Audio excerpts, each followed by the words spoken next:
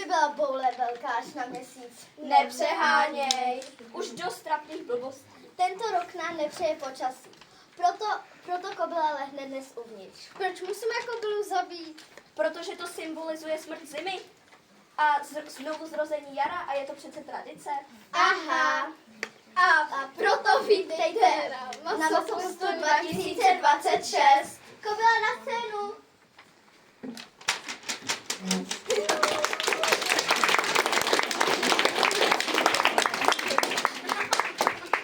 To by mě zajímalo, jak to letos s tou kobylou dopadne. Jakých hříchů se dopustila? Mimo ní, jakých hříchů se u vás dopustila? No banana.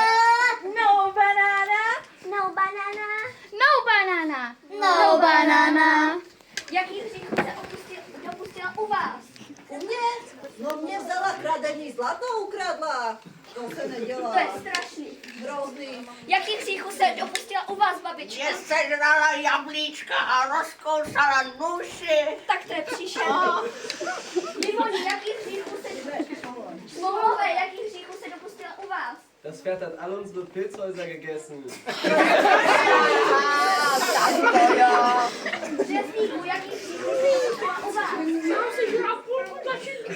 Zabít! Zabít! Smrt upovala!